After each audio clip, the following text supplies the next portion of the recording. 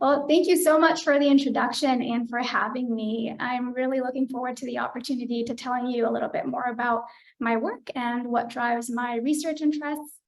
Like Dr. De Los Rios mentioned, my name is Zabin Patel. I trained at the University of Miami in clinical psychology in the child track, and I'm currently a postdoc at Northwestern University Center for Dissemination and Implementation Science.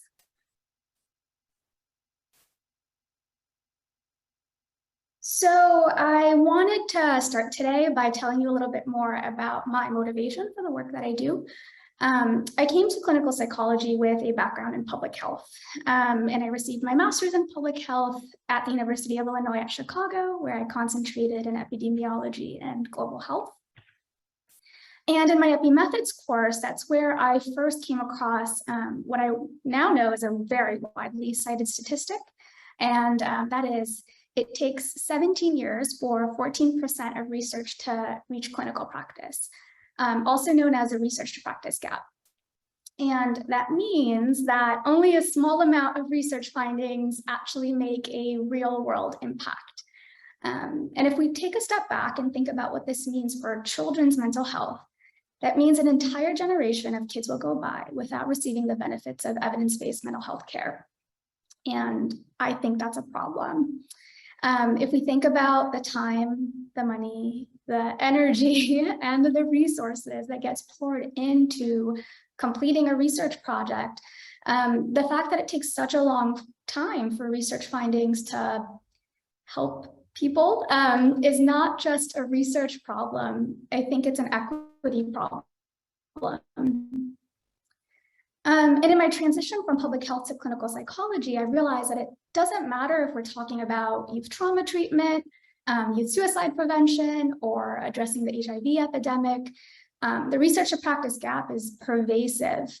It's transdiscipline, transdiagnostic, and it really cuts across patient populations. And when I think about the scope of this problem, it actually feels a little bit overwhelming, but I really see it as a call to action. And I think that there are many ways that we can use a public health lens to complement the work that we're doing in youth mental health. And today I'm really excited to share a few projects that have really shaped my thinking on this topic. And each of these projects have been directly informed by the stage of clinical training that I've been in. So I'm going to use that as a vehicle for today's talk. And I also hope that this will give you an overview of where I see my work going. Okay, so one of the first projects that I led in graduate school really focused on broker consultation. So brokers are non-clinical professionals. So they're people like teachers or case managers that refer children to mental health services.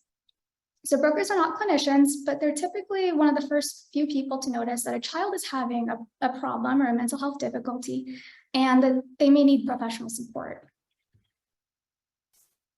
So this was a qualitative study that was conducted as part of a larger project in Miami-Dade.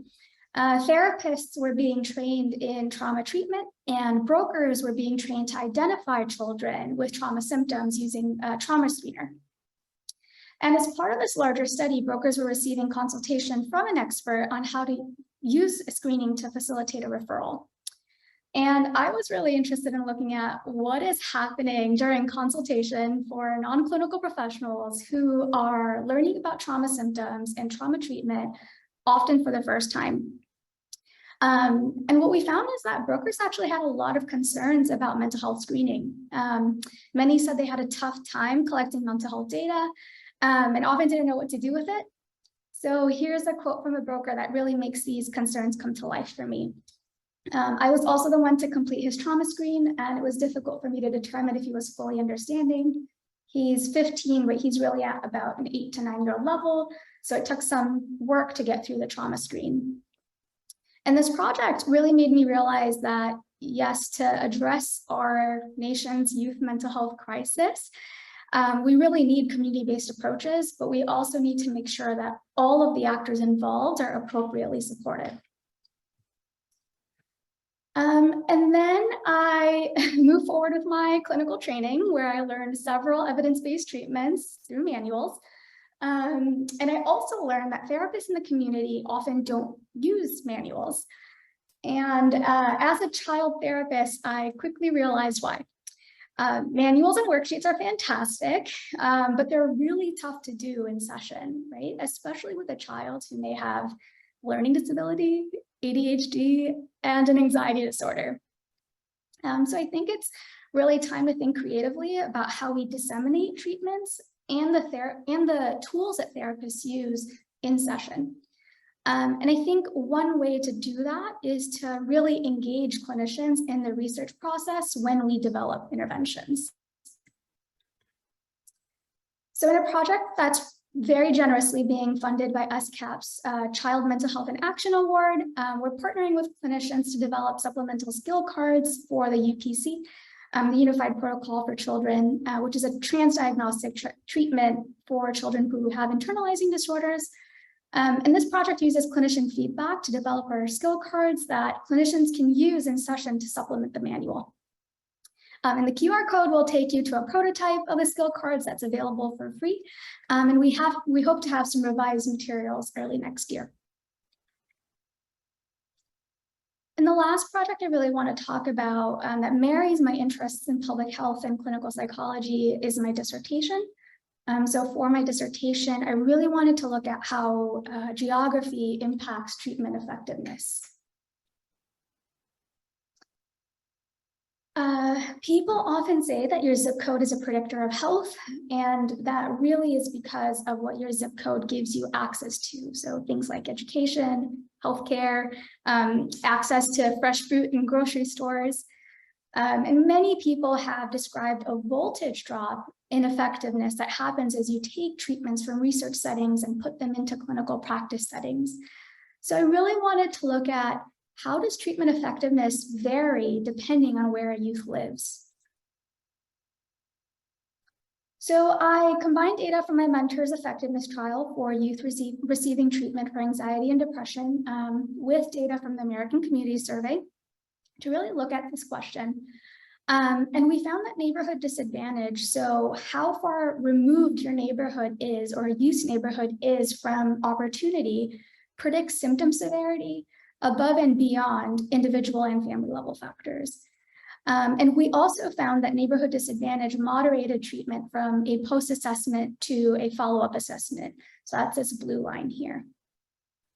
And this study showed me that it's really important to account for context in clinical research. And I've seen some really cool work being done in this space recently. So I'm very excited for where the field goes. After my training in Miami, I went to clinical internship at UCLA Samo. And as someone who is interested in the research to practice gap, internship was an excellent lesson in empathy. Doing full-time clinical work in an incredibly supportive environment like UCLA was very rewarding, and it gave me firsthand knowledge as to why evidence-based treatments are so difficult to put into practice. There are many treatments, they're always being updated. It takes a long time to train in them, and it's hard to learn new things. So in postdoc and through my career, the question that I really want to think through is, even though we have these barriers, how can youth mental health research really have a population level impact? And I think that there is a huge need to find ways that improves both access to treatment for youth and the quality of mental health services that youth receive. And for this first gap, improving access to treatment, I'd love to think more about where mental health supports for youth are embedded. So not just in community clinics, because we know a lot of youth don't often make it there. And for the second gap, to really think through how do we make effective treatments that we know work easier for clinicians to use. And to bridge the research to practice gap, I also imagine a two-lane bridge where clinical experience really informs the research that I do. And as a field, I really hope that we can fully embrace the importance of generating practice-based evidence. In short, the vision that I have for my work is for it to be useful and for it to be action-oriented. And that's really what drew me to the field of implementation science, which focuses on studying methods to bridge the gap between research and practice. And it's an area that I'm very excited to learn a lot more about. So I just wanted to end with a huge thank you to the incredible mentors, incredible colleagues, and really, really good friends that make this work possible and who make it really fun. I thank you again for the honor and for joining today.